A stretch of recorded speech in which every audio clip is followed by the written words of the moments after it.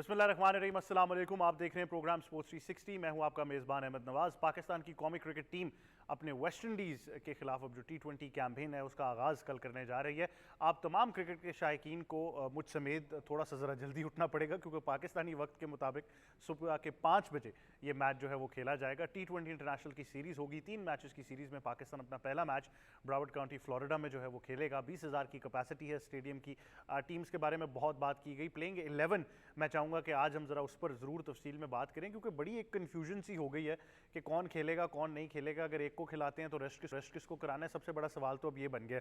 और उसके बाद ऑब्वियसली ये सीरीज़ जो है वो एक्सपेरिमेंटल तौर पर चल रही है, तो कुछ ऐसे नाम हैं, अगर अब हम साहिबजादा फरहान को खिलाना चाहते हैं तो फिर देखना है कि साइम और फ़खर को कैसे एडजस्ट करना है। अगर साइम और फ़खर को एडजस्ट करते हैं तो हारिस कहाँ आएंगे, फिर हसन नवाज़ आएंगे कि नहीं आएंगे, फिर सलमान अली आगा ने किस नंबर पर बारी करनी है। और उसके बाद सबसे बड़ा जो एक मेरे ख्याल से डिबेट का नुक्ता है वो ये है कि फिर खुशदिल शाह को कैसे प्लेस करना है, क्योंकि फ़हीम अशरफ, नवाज़ और फिर तीनों फास्ट बॉलर्स जो वापस आए हैं, हसन अली, हारिस रऊफ़ और शाहीन शाह अफरीदी, उन्होंने भी खेलना है। और फिर सबसे फेवरेट सवाल कि सुफियान मुकीम खेलेंगे कि नहीं, तो अबरार भी हैं। तो इतने ज़्यादा सवाल हैं कि बड़ा ट्रिकी है 3 मैचेस में सबको एडजस्ट करना। क्योंकि मैं फिर एक बार आपको ये बावर कराना चाहूँगा कि एक्सपेरिमेंटल फेज़ में है इस वक्त पाकिस्तान क्रिकेट टीम। तो बहुत सारी जो है वो ऑब्वियसली आई थिंक एक जब आप पूरा एक मोमेंटम सेट कर रहे होते हैं तो आपको थोड़ा सा टाइम लगता है। और माइक हैसम ने भी बाकायदा तौर पर कहा, कुछ दिन पहले उन्होंने एक ट्वीट भी किया, उसमें भी उन्होंने ये ऐलान किया कि अभी हम एक्सपेरिमेंटल फेज़ के अंदर चल रहे हैं और एक अपनी स्ट्रेंथ जो है उसको बनाने की कोशिश करें। तो इस बारे में लाजमी आपसे बात करेंगे। फिर है वर्ल्ड चैम्पियनशिप ऑफ लेजेंड्स, जिसमें भारत का पाकिस्तान के खिलाफ खेलने से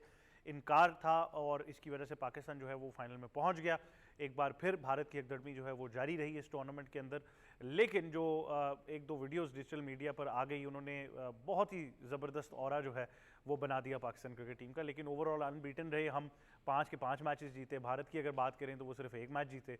तो आई थिंक मुकाबला कभी था भी नहीं। तो अच्छा ही हुआ कि नहीं खेले। अगर खेलते तो शायद वो ज़्यादा तजलील होती उनकी और शायद वो फिर ज़्यादा मुश्किल होता उनके लिए वापस जाना। लेकिन मेरे ख्याल से अब ये कह के वापस चले जाएंगे कि जी देखें हम नहीं खेले पाकिस्तान से, तो एक वो अपनी दुनिया में रहना चाहते हैं। मेरे ख्याल से उनको रहने दिया जाए और उनको रहने ही दिया जाए तो ज़्यादा बेहतर है। तो इस बारे में ज़रूर आपको आगाह करना था। उसके बाद आपसे बात करनी है Norway cup. Pakistan street football team जो है क्या शानदार परफॉर्मेंस रही है अभी तक, और ये बड़ा इंपॉर्टेंट प्ले ऑफ मरहला था जिसके बारे में हमने आपको आज आगाह करना था। और पाकिस्तान टीम की जो जीत का सिलसिला है वो जारी रहा है। और आई थिंक इतना ज़्यादा टैलेंट है। हमने उन कुछ बच्चों से भी आपकी मुलाकात कराई थी जाने से पहले, जो ओहदेदार हैं उनसे भी बात हुई थी। अभी हाल ही में वैसे भी हमारी बात हुई जो नॉर्वे में मौजूद हैं टीम के साथ, उन्होंने भी बताया था कि क्या कॉन्फिडेंस कैरी कर रहे हैं, क्राउड सपोर्ट कितनी ज़बरदस्त है। तो मेरे ख्याल से मुबारकबाद देनी होगी इन बच्चों को। एक शानदार परफॉर्मेंस का सिलसिला जो इनका है वो जारी है। फिर आलमी जूनियर स्क्वॉश चैंपियनशिप की तो पाकिस्तान का सफ़र जो है वो तमाम हो गया है। अब्दुल्ला नवाज़ को प्री क्वार्टर फाइनल में 3-0 से शिकस्त का सामना करना पड़ा। और ऑल दो एक अच्छा टूर्नामेंट रहा है, लेकिन हमें पता था कि थोड़ा सा आगे जाएंगे तो बहुत ही टफ कंपटीशन शुरू हो जाएगा। और वहाँ पर हमने यही देखा कि जो टॉप सीडेड प्लेयर्स हैं वहाँ पर पाकिस्तान जब उनके खिलाफ खेला तो पाकिस्तान को शिकस्त का सामना करना पड़ा। और उसके बाद आपसे बात करनी है एक बड़ी ज़बरदस्त खेल के बारे में, लेकिन उसके बारे में आपको जब हम बताएंगे, वो बड़ा हमारा ज़बरदस्त सेगमेंट है, उसमें आपको डेफिनेटली उस बारे में आगाह ज़रूर करेंगे। इन तमाम चीज़ों पर हमने गुफ्तगू करनी है, तफसीली जायज़ा भी लेना है। जब हम क्रिकेट की बातें हैं तो जैसा कि मैंने कहा कि पाकिस्तान और वेस्ट इंडीज़ की सीरीज़ अब तमाम नज़रें जो हैं वो उसके ऊपर हैं, क्योंकि बांग्लादेश से आप हार के आ रहे हैं। तो अब यही एक्सपेक्ट किया जा रहा है कि इस सीरीज़ को डोमिनेट करें ताकि थोड़ा सा विनिंग मोमेंटम तो आपको मिले। इन तमाम चीज़ों पर जो है हम तफसील में गुफ्तगू करेंगे। मेहमानों से आपका तारुफ कराते हैं। सबसे पहले स्टूडियोज़ में हमें ज्वाइन कर रही हैं हमारी स्पोर्ट्स एक्सपर्ट, पाकिस्तान की साबिक cricket captain, international cricket commentator, broadcaster, presenter and of course ICC hall of famer Sana Mir Sahiba. अस्सलाम वालेकुम। वालेकुम कैसी हैं आप? अस्सलाम, अल्लाह का शुक्र। Thank you very much for joining us. साथ ही साथ हमें ज्वाइन कर रहे हैं first class cricketer and sports expert Kashif Majid. अस्सलाम वालेकुम। वालेकुम सलाम। कैसे हैं काशिफ आप? शुक्र अहमद, आप सुनाएं। मैं बिल्कुल ठीक हूँ, thank you very much for joining अस। और साथ ही साथ हमें ज्वाइन कर रहे हैं स्पोर्ट्स एक्सपर्ट वसी शाह। अस्सलाम वालेकुम। कैसे हैं शाह साहब? ठीक, अल्लाह का thank you very much for joining अस। सबसे पहले पाकिस्तान वेस्ट इंडीज़ के बारे में बात करेंगे। आई थिंक सना मीर, अब the interesting subject is how to wake up at 5 AM, क्योंकि मैच जो है बहुत जल्दी है। लेकिन प्लेइंग 11 के बारे में कल भी एक प्लेटफॉर्म के अंदर हम कुछ बैठे थे, फिर कुछ दोस्तों से भी हमारी बात हुई, कुछ क्रिकेट के जितने चाहने वाले हैं, हर बंदा अपने अंदाजे लगा रहा होता है। तो बड़ा इंटरेस्टिंग सब्जेक्ट है कि रेस्ट कराना है, मौका किसको देना है, जिसको रेस्ट कराएंगे वो बुरा ना मान जाए। अब ये भी सवाल आ गया बीच में। नहीं, ऑब्वियसली पाकिस्तान जब आप खेल रहे होते हैं या खिला रहे होते हैं, ये बुरा किसी के पर्सनल बुरा मानने या ना मानने पर टीम तो नहीं बन सकती। टीम तो ऐसी बननी चाहिए कि जो उस वक्त हकदार है, जो आपको लगता है आपने T20 वर्ल्ड कप में यूज़ करना है जिन प्लेयर्स को, उनको अब रेगुलर मैक्सिमम से मैक्सिमम मौके मिलने चाहिए डिफरेंट कंडीशंस के ऊपर। तो आई थिंक यही सोच होनी चाहिए आपकी जब आप प्लेयर्स को ग्राउंड में उतारे, और ऐसा लग रहा है क्योंकि अब आपके सीनियर्स को एटलीस्ट स्लोली ग्रेजुअली वापस ला रहे हैं। हमने देखा पिछले में शाहीन आफरीदी भी रेस्ट पे थे, हसन अली भी रेस्ट पे थे, तो ये अच्छी चीज़ है कि एटलीस्ट कुछ 2 प्लेयर्स आपके बॉलिंग में ऐसे नज़र आए कि आपको लगता है कि बॉलिंग में थोड़ी सी स्ट्रेंथ आई है, वरना बांग्लादेश के अगेंस्ट आपकी बॉलिंग काफ़ी वीक नज़र आई।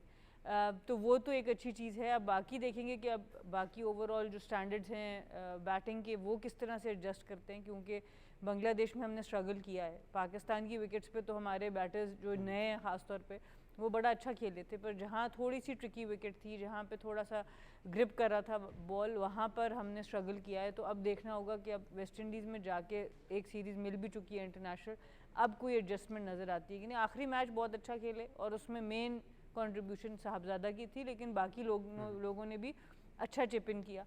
तो वहाँ पे अब देखना होगा कि क्या उसी को कैरी फॉरवर्ड पाकिस्तान पहले मैच से कर सकता है कि नहीं। वो बड़ा इंपॉर्टेंट होता है, टोन सेट करना। मैच भी कम है, 3 मैच की सीरीज़ है, तो बड़ा इंपॉर्टेंट होगा कि आप पहले मैच में उस टोन को सेट करें। बिल्कुल। काशिफ, मेरे ख्याल से एक साहिबजादा फरहान ने तो सबको कह दिया होगा कि मैं तो खेल रहा हूँ, अपना अपना आप देख लें कि क्या होता है क्या नहीं, क्योंकि अब बड़ा पर्टिनेंट है कि उनको आप ओपनिंग स्पॉट से हटाएं ना, क्योंकि जिस तरीके की परफॉर्मेंस, और आई थिंक बड़ा इजी है किस तरह की पिचेस उनको वाकई सूट करती हैं as a player.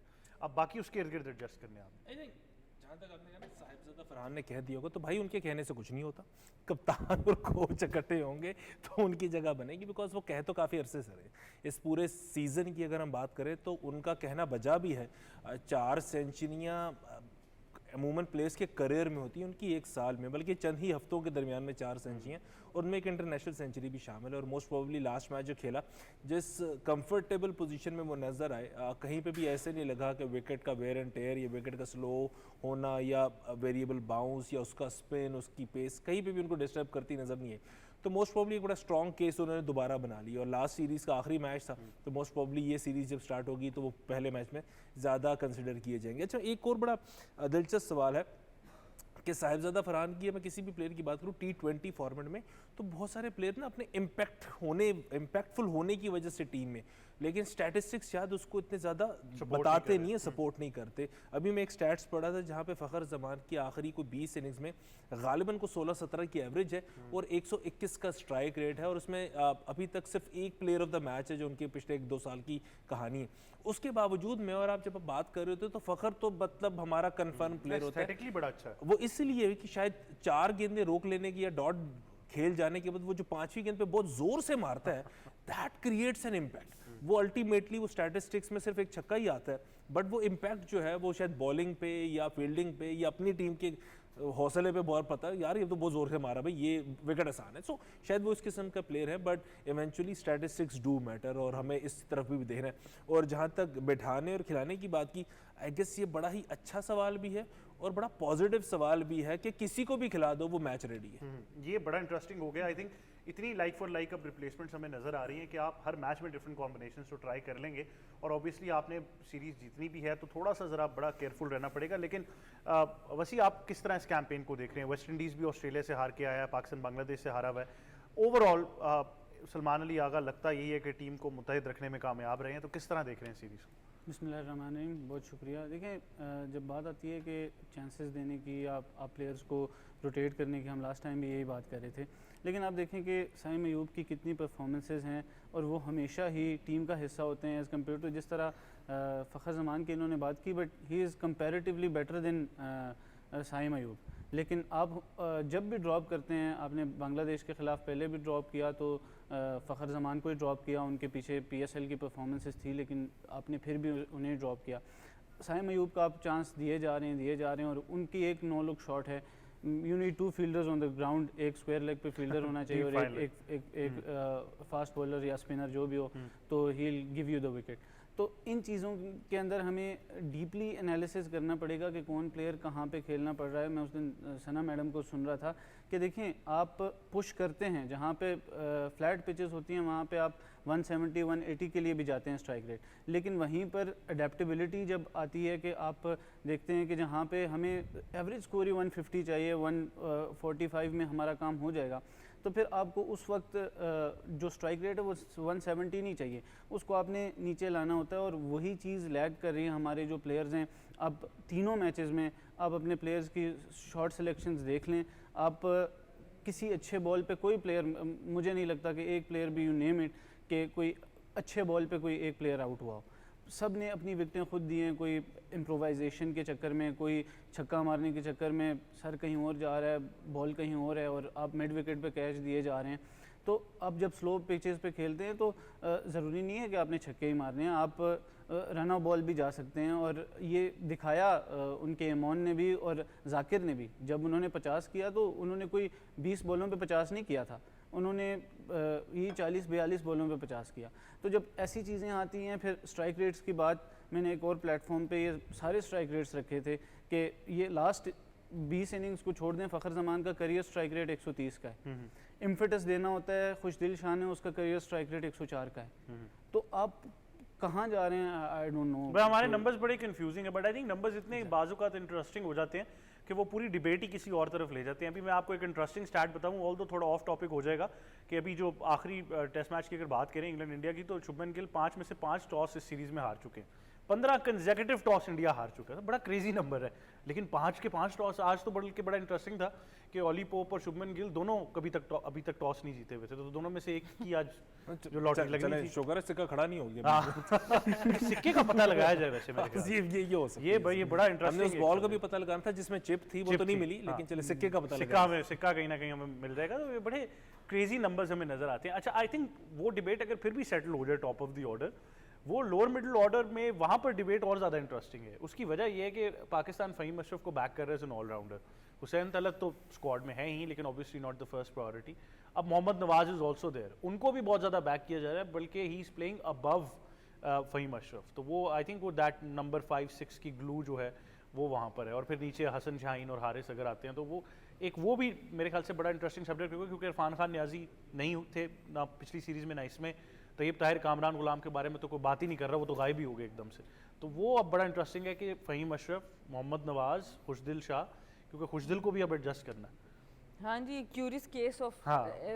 Irfan Khan Niazi जो है ना, ये नहीं मुझे समझ आ रहा है कैसे एकदम से ड्रॉप हो गया। ठीक है, आपको ऑलराउंडर्स चाहिए, पर मुझे लग रहा है अभी 1 टू मैनी ऑलराउंडर्स हो गए आपके स्क्वाड में। मैं 11 की बात नहीं करी, 11 में शायद आप इस कॉम्बिनेशन से जा सकते हैं, एक आध एडजस्टमेंट करके।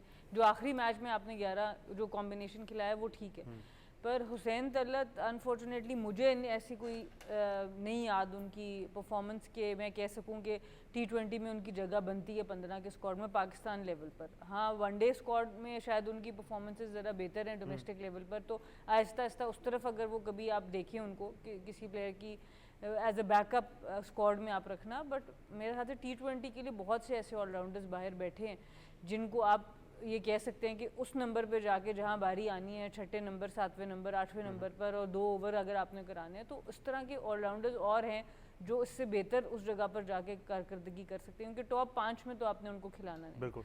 अब जहाँ तक बात रही नवाज़ की, खुशदिल की, वो भी आपको देखना होगा कि शादाब के आने से फिर आपको इनमें से एक को ड्रॉप करना पड़ेगा। तो मुझे ये लगता है कि शायद नवाज़ की इंसिस्टेंस इसलिए कि शायद खुशदिल और नवाज़ में से एक का फैसला होना है, तो वो दोनों को फुली तौर से देखना चाह रहे हैं, ताकि क्योंकि अगर शादाब वापस आते हैं तो दोनों तो ऑब्वियसली नहीं खेल सकते। लेकिन उनकी सिर्फ वापसी का क्वेश्चन नहीं है, वो वापस आते हैं तो फिर उनका बैटिंग का नंबर भी बहुत ज़्यादा मायने देखिए, रखेगा। वो तो जिस तरह नवाज़ को लाया गया है, जिस तरह नवाज़ को यूज़ किया जा रहा है, वो नज़र यही आता है कि शादाब को वो एज ए बैटिंग ऑलराउंडर ही ट्रीट कर रहे हैं।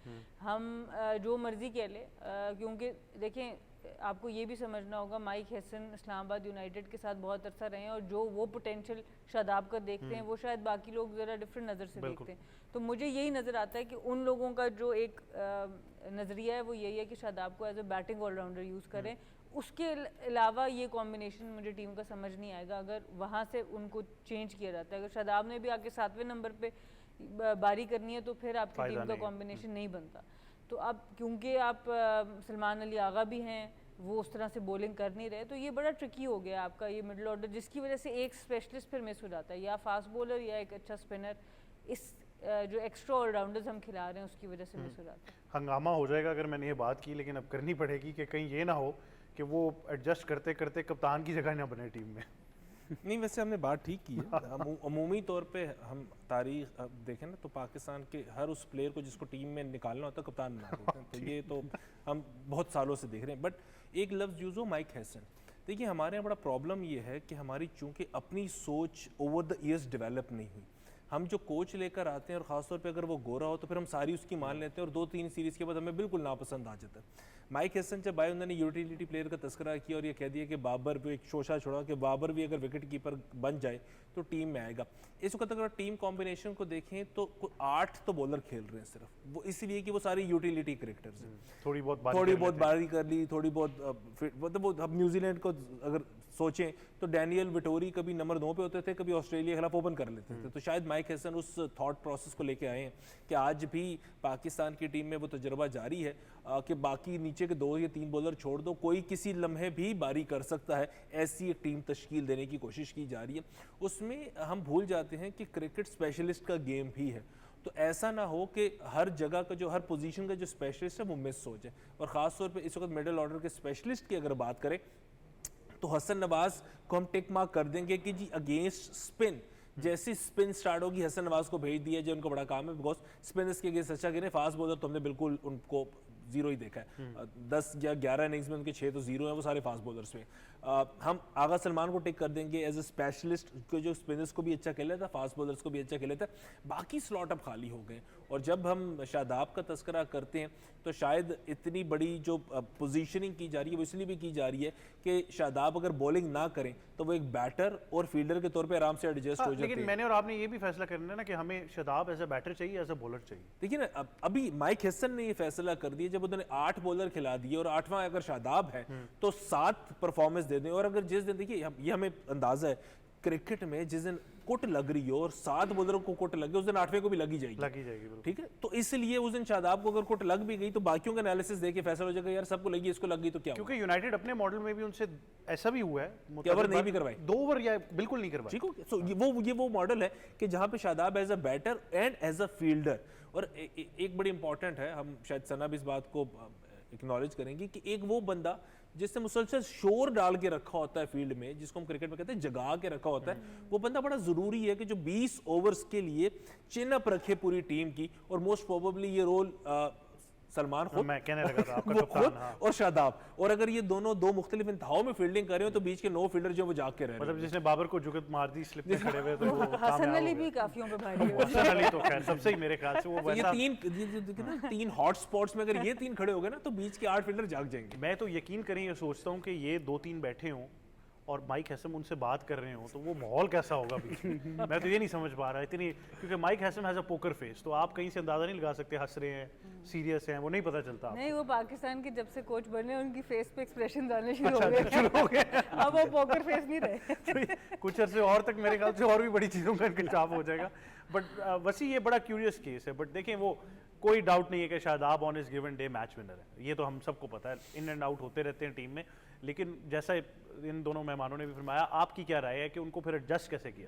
देखिए, एडजस्टमेंट से पहले जो इन्होंने कहा ना, बीइंग अ क्रिकेटर, जब आपकी परफॉर्मेंस खुद नहीं होती ना तो आप फिर औरों को जगा के नहीं रख सकते। आपकी परफॉर्मेंस पहले मैटर करती है, तभी आप अगर लॉन्ग ऑन लॉन्ग ऑफ पे भी फील्ड कर रहे हो तो आप सबको जगा के रखेंगे, नहीं तो आप खुद डाउन फील कर रहे हो। सबसे बड़ी बात यह है। दूसरी बात यह है कि क्वेश्चन यही है कि आप अगर उन्हें एज अ बैटर खिलाते हैं तो आप हसन नवाज को ड्रॉप करेंगे या इवन जैसे आपने कहा कप्तान को ड्रॉप करके आपको 5-6 नंबर पे उनको या 4 नंबर पे रखेंगे। और अगर उनसे बॉलिंग करवानी है तो मुझे नहीं याद पड़ता कि उन्होंने आखिरी स्पेल पूरा 4 ओवर्स का कब किया था पाकिस्तान के लिए, ठीक है। तो ये क्वेश्चंस हैं। फिर उसके बाद आपने नवाज़ को भी रखा हुआ है और खुशदिल शाह को भी रखा हुआ है, सबसे आप 2-2 ओवर्स करवा के आप कोटा पूरा कर रहे हैं। लेकिन अब शादाब खान, मुझे तो ये नहीं समझ आ रही कि वो वाइस कप्तान वाली जो कुर्सी है वो घर ले गए हैं या क्या है कि आप इस सीरीज़ में नायब कप्तान के बगैर उतर रहे हैं। तो मुझे इस बात की भी समझ नहीं आ रही कि वो मतलब इतना आप एडजस्ट करने के लिए आपने स्पिन ट्रैक पे अबरार को दूसरा मैच नहीं खिलाया, तीसरा मैच नहीं खिलाया, जहाँ पे हम सब यही कह रहे हैं कि स्पिनिंग ट्रैक है, स्पिनर खिलाने एक एक्स्ट्रा खिलाना चाहिए, सुफियान मुकीम को खिलाना चाहिए। बट यू मतलब दूसरे मैच में आपने देखा कि अबरार को भी ड्रॉप कर दिया, एक फास्ट बॉलर चले, अहमद दानियाल ने अच्छी बॉलिंग की, लेकिन आप कंडीशंस को देख के जब सिलेक्शन नहीं करेंगे तो फिर ऐसा ही होगा। आप दूसरा मैच भी आ रहे हो और तीसरा मैच जीते हम, लेकिन आप ये देख लें कि उनकी क्या टीम थी, दे मेड 5 चेंजेस, ठीक है। और हम बात करते हैं यहाँ पे बैठ के कि हमने अपने प्लेयर्स को चांसेस देने हैं। बांग्लादेश ने अपने स्क्वाड मेंबर्स सबको एक मैच दिया एटलीस्ट, हमारे सारे प्लेयर्स एक मैच नहीं खेल पाए बांग्लादेश के खिलाफ।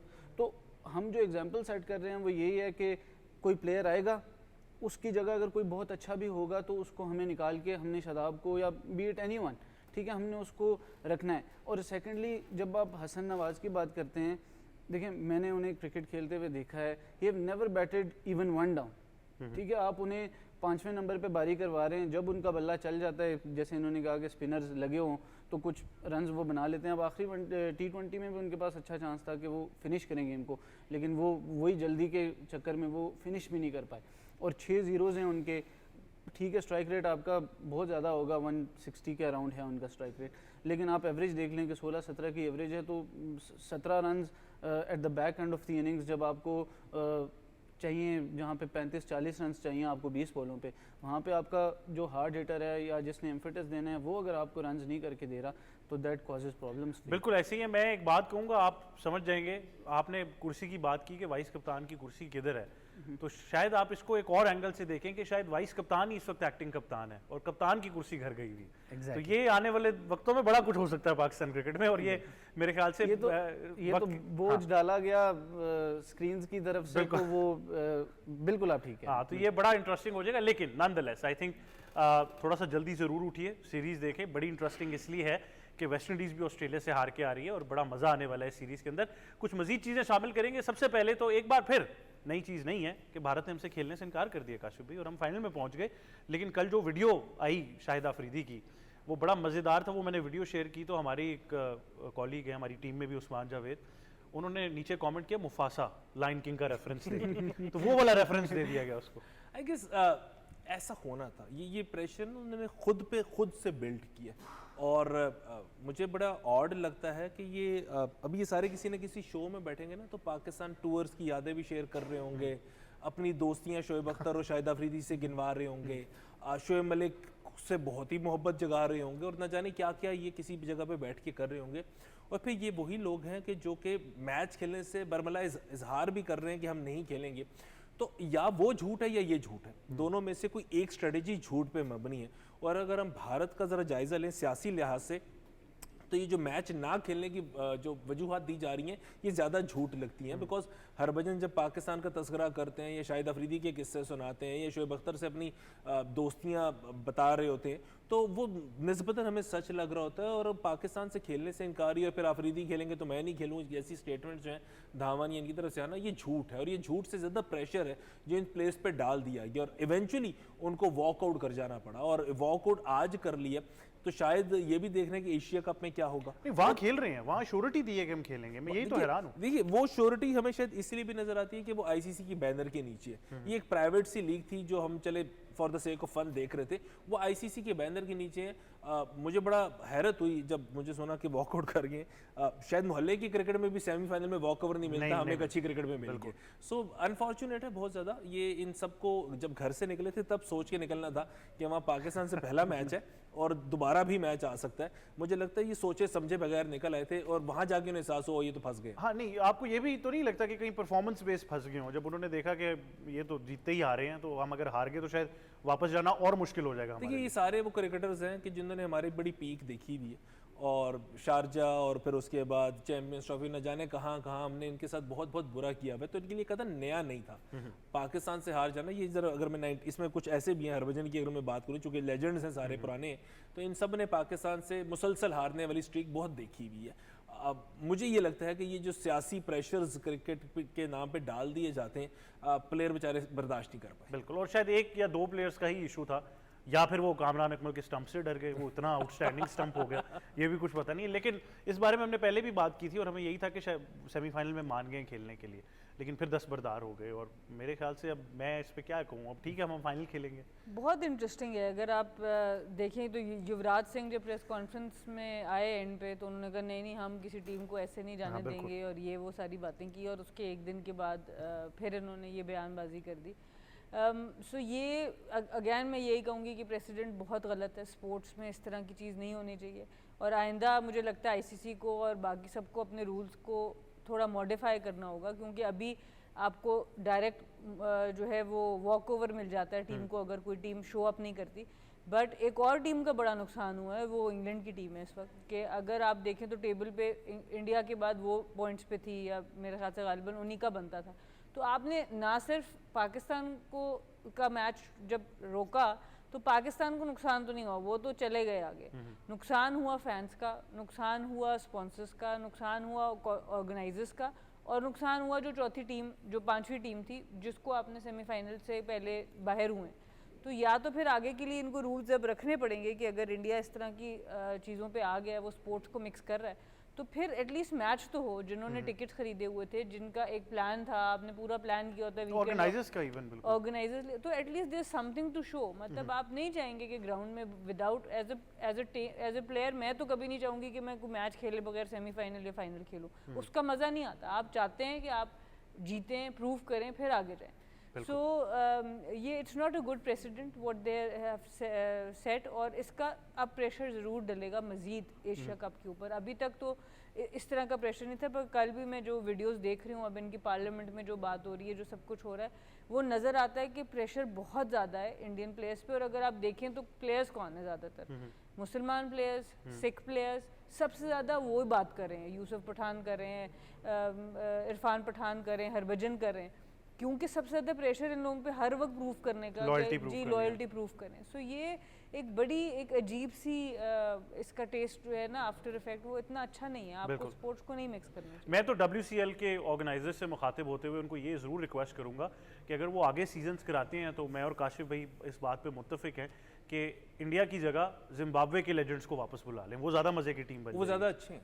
ये वो लेजेंड्स हैं जिन, अगर मैं तस्करा करूँ, हेनरी उलंगा, एंडी फ्लावर, क्रेग बिशार्ड, जिन्होंने 90s में इंडिया को इतना मारा हुआ है। मतलब वो एंडी फ्लावर इंडिया जाते थे, आउट हुए बगैर वापस आए थे 3 टेस्ट मैच या 3 वनडे खेल के। तो वो तो हमें ज़्यादा कम्पेटिटिव हो जाएगा। मेरा ख्याल है कि बाकी टीमों को मुश्किल हो सकती है, उनको ना बुलाया जाए, ना उनको ना बुलाया जाए, बाकी टीम हमें इस तौर पे मुश्किल ना हो जाए। लेकिन आई थिंक ओवरऑल जब क्रिकेट पर्सपेक्टिव से देखते हैं, खास तौर पर मुझे खुद बहुत मायूसी फैंस के लिए हुई है जिनकी दूसरी बार टिकट्स जो हैं वो रिफंड हो रही हैं। वो ऑलरेडी एक मैच जो है वो नहीं हो पाया, और ज़्यादातर अगर आप कोई भी टूर्नामेंट उठा के देखें, पाकिस्तान इंडिया की ही टिकट्स बिकती हैं, तो उनके साथ भी ज़्यादती है। लेकिन आई थिंक वैसे अब इंटरनेशनली जो इदारे हैं वो ये फैसला कर लेंगे आहिस्ता आहिस्ता कि अगर इसी तरह चलना है तो फिर इनको ना ही बुलाएं।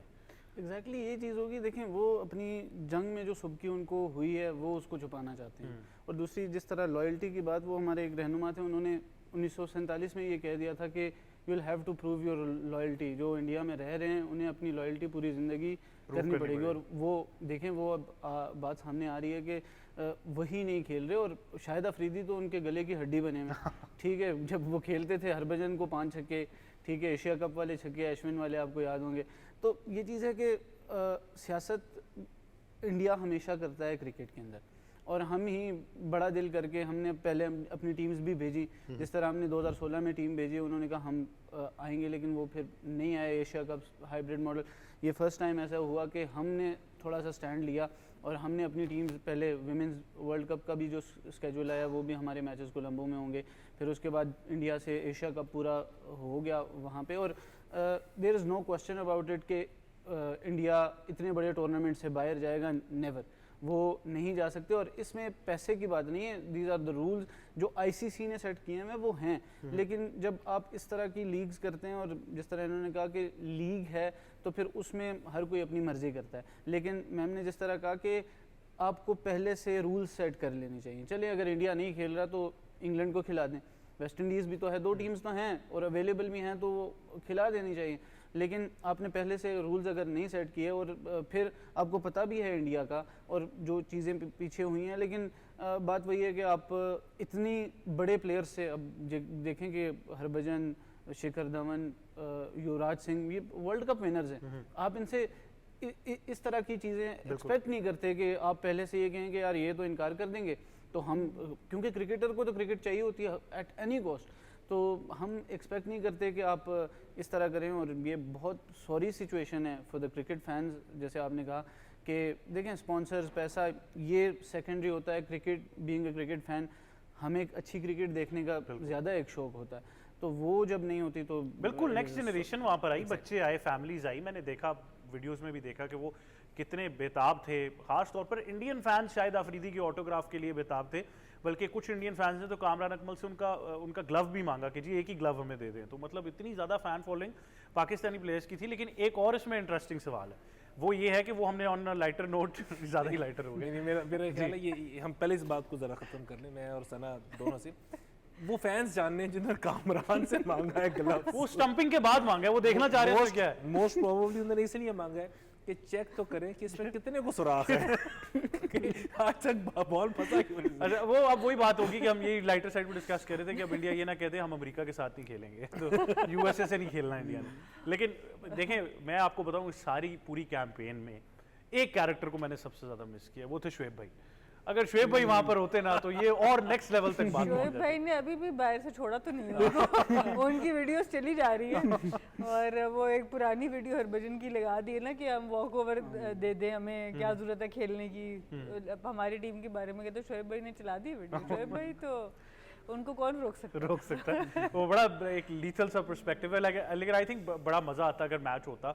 और नो डाउट कि पाकिस्तान की परफॉर्मेंस इस लीग में बड़ी अच्छी रही है, जिस हिसाब से हमारे लेजेंड्स ने परफॉर्म किया है। ख़ास तौर पर आसिफ अली का कैच मैंने देखा, उमर अमीन की इस उम्र में फुर्ती मैंने देखी, तो बड़ा इंटरेस्टिंग था। लेकिन एक और बड़ी कामयाबी है पाकिस्तान के लिए, और वो ये है कि पाकिस्तान की स्ट्रीट चाइल्ड फुटबॉल टीम ने 3-0 से स्वीडन को हराकर प्लेऑफ में अपना जो मैच है वो जीत लिया है, और बहुत बड़ी कामयाबी है। बड़ा इंपॉर्टेंट ये फेज़ था। इस पर मजीद गुफ्तगू करने के लिए मैं ज्वाइन कर रहे हैं हमारे साथी एंकर, स्पोर्ट्स एक्सपर्ट और टीम के साथ इस वक्त मौजूद हैं नॉर्वे में जनाब सैयद मोहम्मद अवैस। अस्सलाम वालेकुम सर, आपको बहुत बहुत मुबारक हो। वालेकुम सलाम। आज आप सर पे आ गए हैं, बहुत शुक्रिया आपका। नहीं, मैंने फैसला किया कि अब से आपको सर ही कहा जाए जब तक आप वापस नहीं आ जाते, ताकि कम से कम हमारी जो खरीदारी की लिस्ट आप तक पहुंची है वो पूरी हो जाए। लेकिन बताइएगा आज के मैच के बारे में थोड़ा सा, क्योंकि हम बड़े एक्साइटेड थे, प्ले ऑफ होने जा रहा है, तो ये थोड़ा सा अब मेंटल टफनेस यहाँ पर चाहिए थी। अहमद भाई, अगर आज की मैच की बात करें तो दो चीज़ें चैलेंजिंग थी यहाँ पर। एक तो ऑब्वियसली क्योंकि मैच आपको पता है प्री क्वार्टर फाइनल्स था और था भी स्वीडन के खिलाफ, one of the best teams है मैं कहता हूँ इस टूर्नामेंट की। और ऊपर से आज वेदर कंडीशंस की बात करें तो वो भी थोड़ा चैलेंजिंग है क्योंकि ठंड है और बारिश कल रात से लगातार लगी हुई थी। लेकिन जिस तरीके से लड़कों ने आज परफॉर्म किया, 3-0 से हमने शिकस्त दी है स्वीडन को। एक बड़ा फर्स्ट हाफ मजे का रहा जिसमें हमने 2-0 से बढ़तरी हासिल की थी। दूसरे हाफ की बात करें, वहां पर आके हमने एक और गोल स्कोर किया, तो एक्साइटमेंट जो सी है वो बड़ी जबरदस्त थी। लगा नहीं कि लड़कों के ऊपर साइकोलॉजिकल कोई प्रेशर था स्वीडन का, चाहे वो आप वेदर कंडीशंस की बात करें। लेकिन इस वक्त ये भी शेयर करना चाहूँ, आपको पता है कि अभी हमारा जो दूसरा मैच है शाम में वो हमारा गैम्बिया के खिलाफ। अगर गैम्बिया की बात करें, इस वक्त जो क्वार्टर फाइनल्स है वो इस वक्त पूरे टूर्नामेंट के अंदर वो टीम अनबीटन रही है और अभी तक 48 गोल स्कोर कर चुकी है इस टूर्नामेंट के अंदर। तो बड़ा एक एक्साइटिंग मैच होने वाला है। लेकिन सब पाकिस्तानी जो अवाम हमें देख रही है, पाकिस्तान से दुआ है कि हमारे लिए दुआ करें कि अल्लाह की ज़ात इस दफ़ा पाकिस्तान को, स्ट्रीट चाइल्ड को, नॉर्वे कप जीतने में कामयाब हम लोग।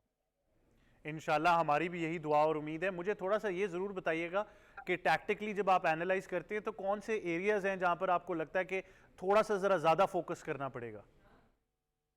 और देखिए, अगर हम टैक्टिकली वाइज में कहूँ तो डिफेंस में तो हमारी टीम बहुत तगड़ी रही है, क्योंकि अभी भी अगर इस मैच की बात करूँ तो साइकोलॉजिकल एक इफेक्ट होता है, क्योंकि स्वीडन एक अच्छी साइड है।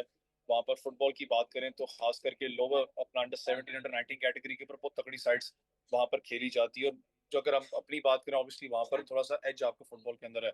लेकिन टैक्टिकली वाइज आप बात करूँ तो जो कन्वर्जन ऑफ द गोल है, जो खास करके हमारे फॉरवर्ड्स की बात करें, उस पर अभी भी हमें मेहनत करने की जरूरत है, जो कि हम कर भी रहे हैं।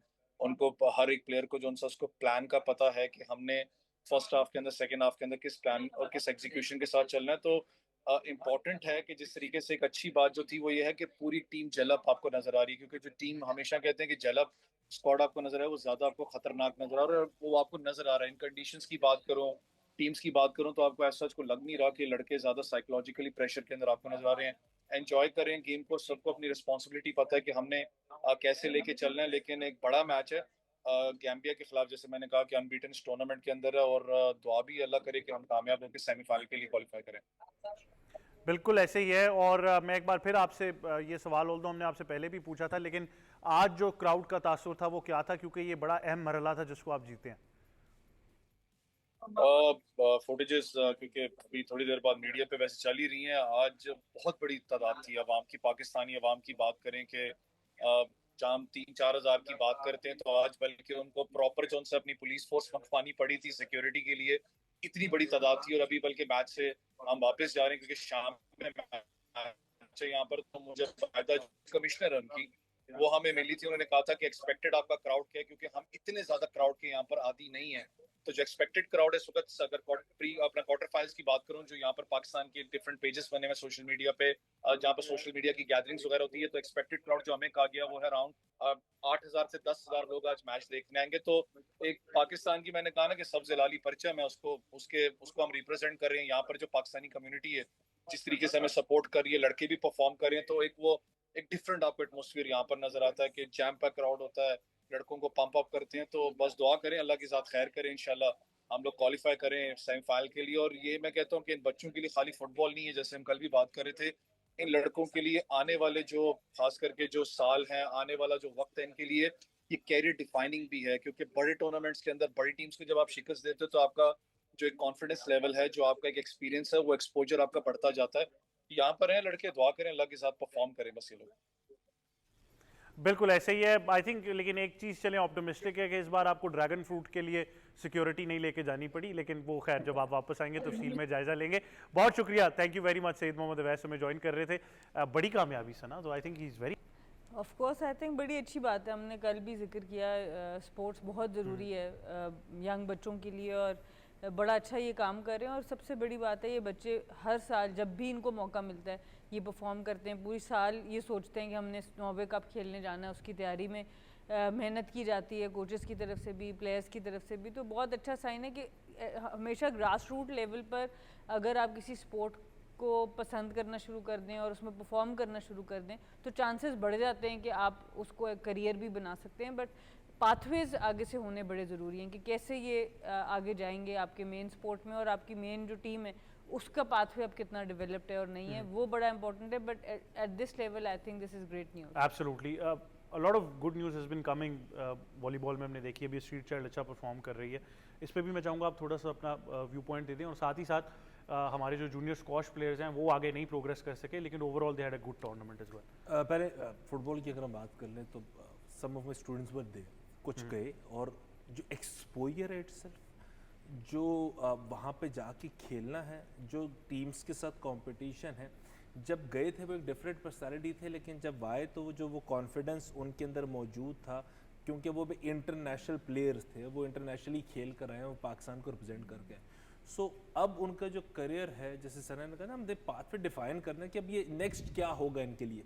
तो मोस्ट प्रोबेबली नेक्स्ट जो है वो उनके लिए डिपार्टमेंट का फुटबॉल होना चाहिए, वो अच्छे क्लब का फुटबॉल होना चाहिए, और अब वो पाकिस्तान की जो कौमी फुटबॉल का जो धारा है उसका हिस्सा उनको बनना चाहिए। तो ही इस तरह के जो टूर्नामेंट्स हैं उनका बेनिफिट हो सकता है। जो एज ग्रुप के जो टूर्नामेंट्स हैं तो वो इसलिए इंपॉर्टेंट है कि वो प्लेयर फिर नेशनल जो स्क्वाड है उसकी जानिब देखे। जहाँ तक स्क्वॉश की बात है, बड़ी इंपॉर्टेंट न्यूज़ ये है कि अहमद हमने ये टूर्नामेंट्स खेलने शुरू कर दिए। वॉलीबॉल का हमने तस्करा किया, पहली मरतबा गए हैं और जाके हमने टीमों को compete करके जीतना शुरू किया। इसी तरह स्क्वॉश भी इंपॉर्टेंट है कि हमने खेलना शुरू कर दिया। दुनिया में जब रैंकिंग्स बनती हैं तो वो एक आध टूर्नामेंट के जीत जाने पे नहीं बन जाती, वो रैंकिंग्स बनती हैं कि आपने कितने टूर्नामेंट्स खेले, उसमें क्या परफॉर्मेंस आई, और हर परफॉर्मेंस के अगेंस्ट सर्टेन पॉइंट्स होते हैं। इवन टूर्नामेंट खेलने के भी पॉइंट्स होते हैं।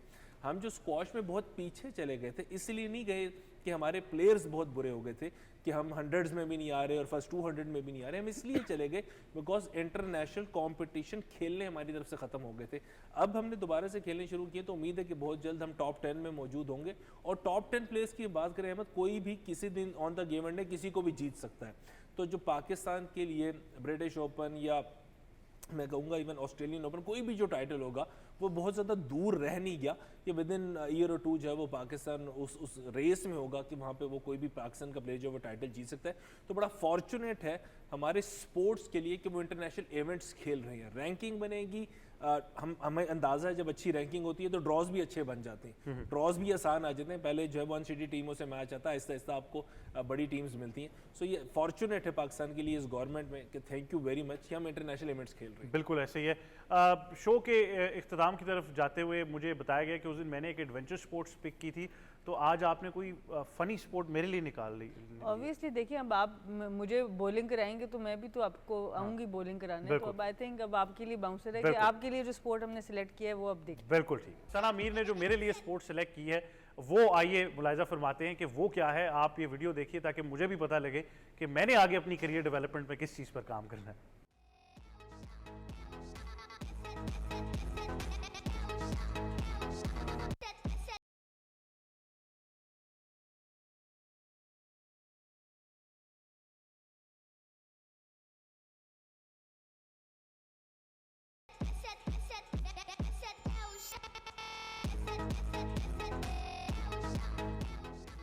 बैलेंस चेक करो।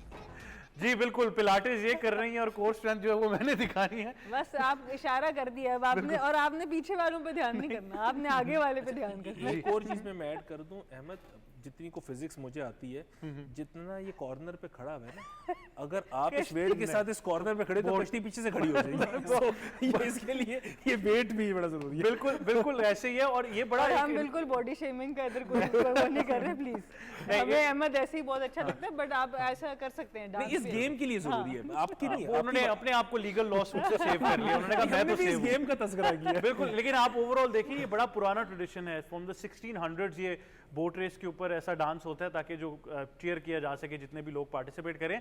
लेकिन ये इतना वायरल हो गया कि मुख्तलिफ स्पोर्ट्स में इसको रेप्लिकेट किया गया। तो आए आपको वो वीडियो भी दिखाते हैं।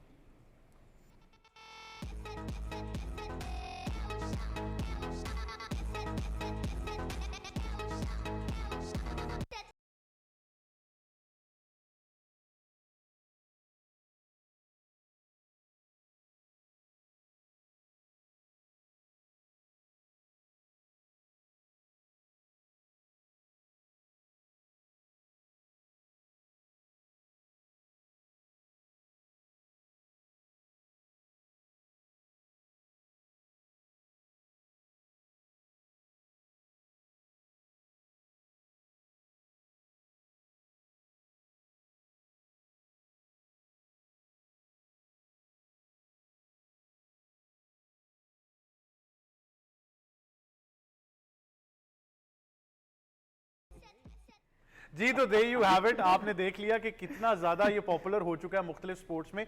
एक चीज़ के लिए मैं ज़रूर थोड़ा सा माजरत खा हूँ कि काश हमने ये थोड़ा सा पहले अगर डिस्कवर किया होता, तो जब हॉल ऑफ फेम लिया जा रहा था तो वहाँ पे ये डांस जो है वो लाजमी होना देखिए चाहिए। कोई बात नहीं, हम सेलिब्रेशन जारी रखते हैं, तो आप कल कर दीजिएगा। बिल्कुल कल कर देंगे। लेकिन ये मेरा आपसे वादा है कि जब मैं, काशिफ या सना, कोई भी अगला हम क्रिकेट टूर्नामेंट या कहीं भी खेल रहे हुए तो स्कोर करने या आउट करने के बाद ये लाजमी और करेंगे। म्यूजिक आपने यही लगा, म्यूजिक यही लगेगा, बिल्कुल ये हम लाजमी करेंगे। लेकिन एक बार मैं ज़रूर एक शाउट आउट देना चाहता हूँ हमारी जो टीम है स्पोर्ट्स 360 की।